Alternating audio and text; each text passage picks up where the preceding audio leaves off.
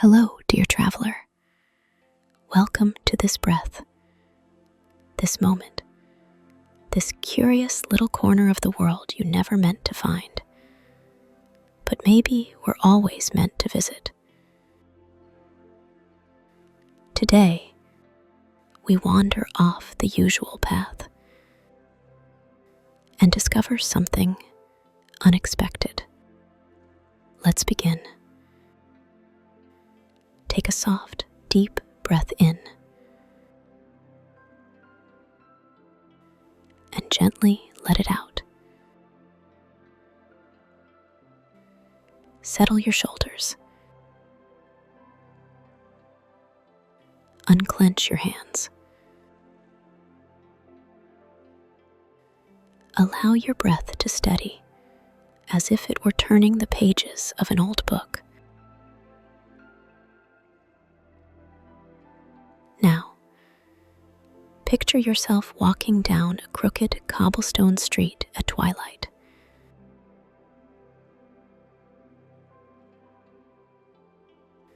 The sky is the color of steeped tea, and the lamplight glows amber along the foggy path.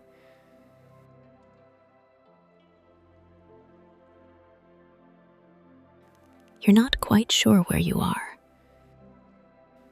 You don't remember how you got here. And yet, something draws you forward. That's when you see it. A crooked little building nestled between a bakery and a clockmaker's shop. It looks like it might have grown there rather than been built.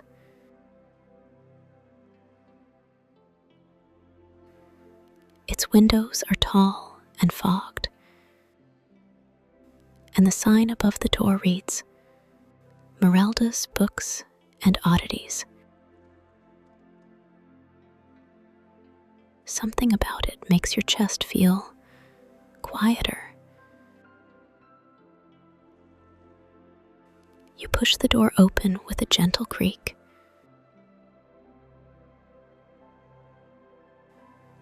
Inside, the scent of old pages and lavender welcomes you like an old friend.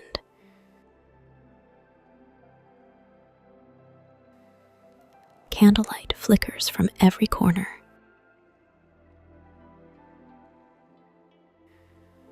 Books are stacked in unruly towers.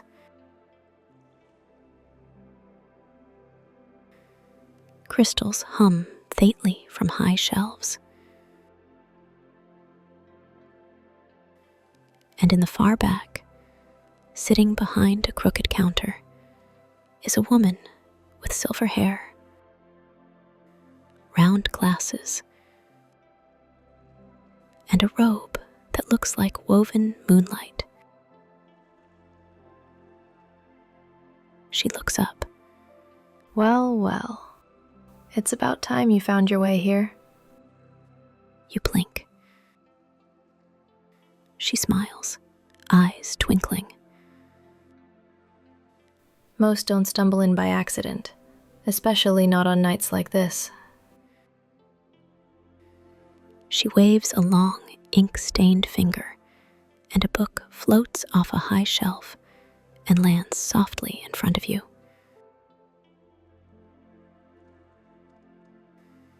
It's bound in green leather, with gold lettering that shifts as you read it. The balance within. Open it, She says, and you do.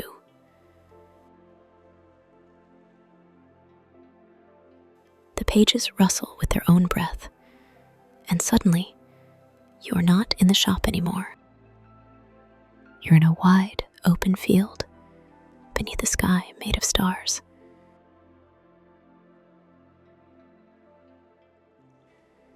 There's no sound but the wind moving like a sigh through tall grass.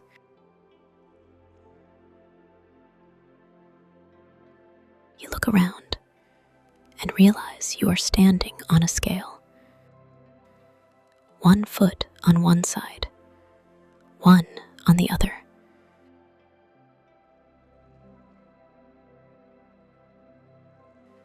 And it wobbles just slightly beneath your weight.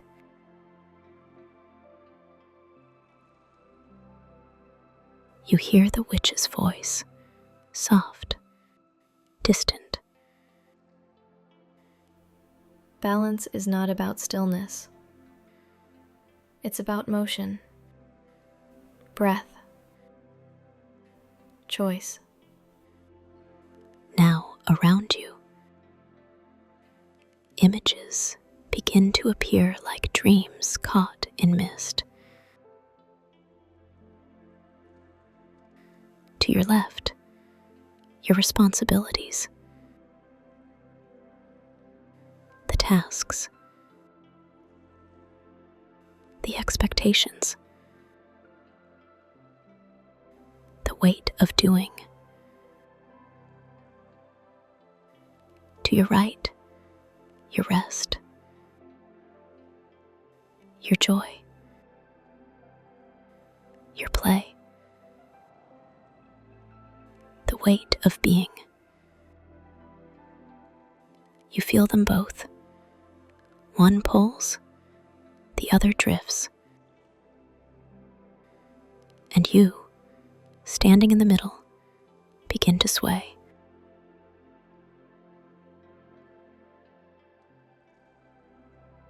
Breathe.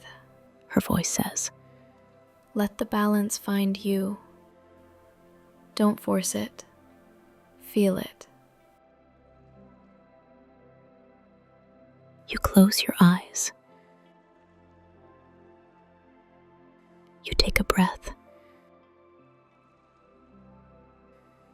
And something within you begins to shift.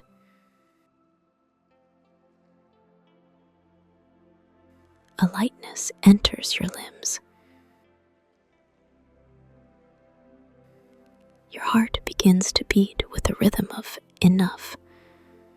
Not too much. Not too little. Just enough. Now, in front of you, a third path appears. Not left, not right, but forward. You step toward it.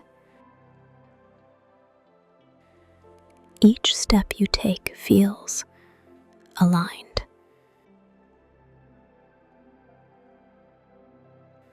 Not because everything is perfect, but because you are listening to both the doing and the being, to both the reaching and the resting.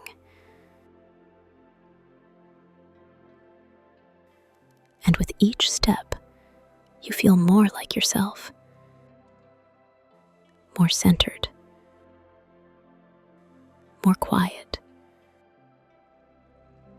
more whole. Suddenly, the field begins to dissolve. Like smoke turning into morning mist. And you're back in the bookstore. The witch is still watching you, but now her eyes are softer, kinder. You remembered. She says. You nod. She smiles and closes the book with a gentle snap. Keep it. You'll forget again, of course.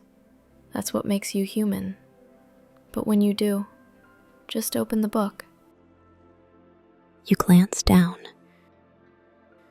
and see that the book is no longer in your hands.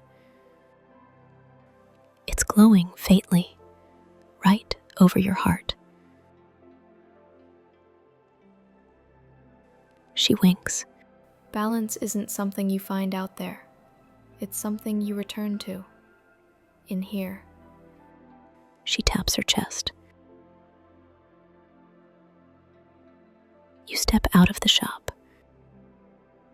back into the twilight. But the world feels different now. Quieter, lighter.